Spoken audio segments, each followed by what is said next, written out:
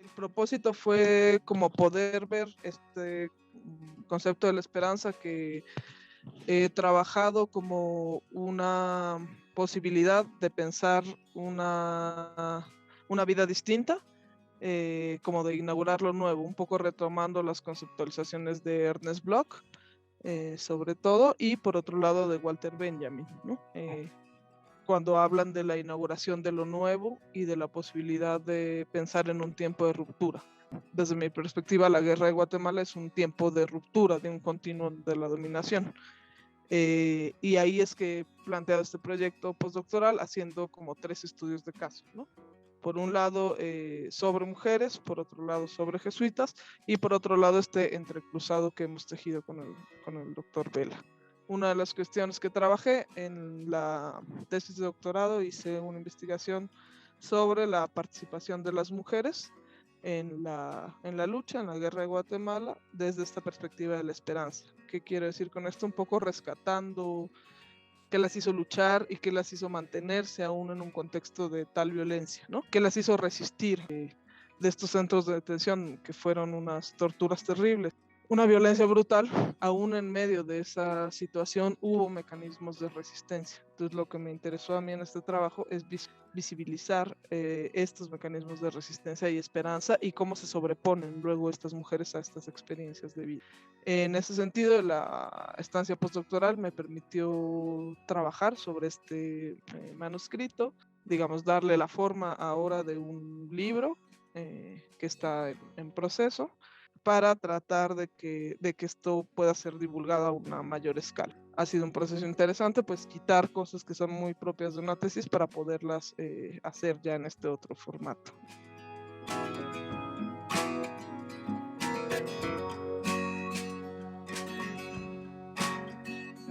Un artículo sobre el papel de los jesuitas durante este tiempo de emergencia del que hablaba hace un momento, ¿no? De ruptura. Se permitió, entre otras cosas, que ciertos actores sociales cobraran como mucha fuerza. Digamos, un ejemplo muy claro de ello es las mujeres indígenas, por ejemplo, que no es que no estuvieran resistiendo antes de los tiempos de la guerra, pero que en este contexto tuvieron la posibilidad de emerger políticamente. Digamos, paralela a que estaba sucediendo la guerra en Guatemala, se dieron a nivel latinoamericano cambios muy importantes en la iglesia.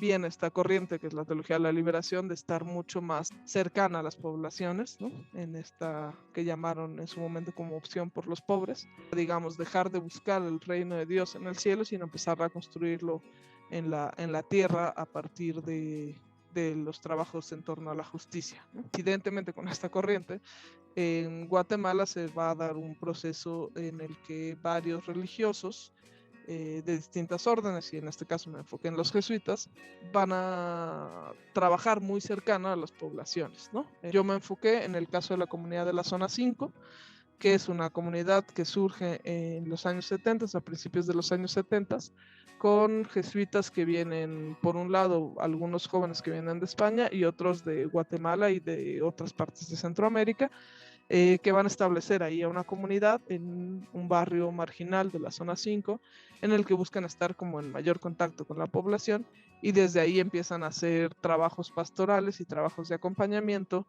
que los van a llevar a hacerse muy cercanos al movimiento social y acompañar, ¿no?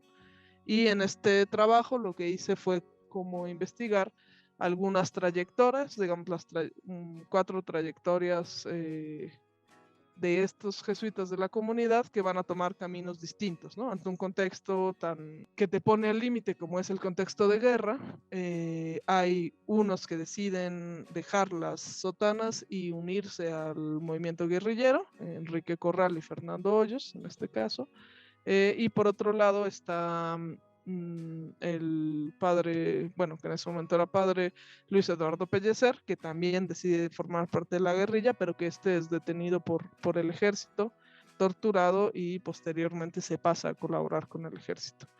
Y el otro caso, que es el del padre Ricardo Falla, quien mantiene muy cercano a las poblaciones, pero siempre manteniéndose dentro de la estructura de la iglesia. En este artículo básicamente lo que hago es como dibujar un poco el contexto y ver las trayectorias de estos distintos caminos que se pudieron tomar ante una realidad.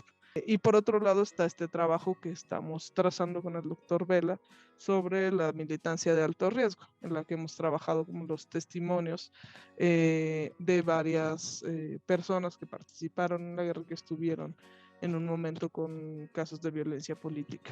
Yo la conceptualización, como decía hace un momento, la he retomado sobre todo de Ernest Bloch y de Walter Benjamin, ¿no? Y justamente es esta posibilidad de salir, de ver más allá del entorno de violencia o del entorno en el que se está viviendo, ¿no? O sea, no dejarse sumergir por esta realidad y sentir que hay un más allá, ¿no? Crear un futuro, algo que no está hecho, ¿no? O sea, pensar que es como la no conformidad, ¿no? Algo que te lleva a no conformarte con la realidad actual, sino pensar que hay otra realidad posible, ¿no? Que justo en contextos pues como el de la guerra, y podríamos pensar también en el que vivimos ahora en México con tanta violencia que existe, es pensar que esto no es lo único posible y que hay que construir algo más, ¿no?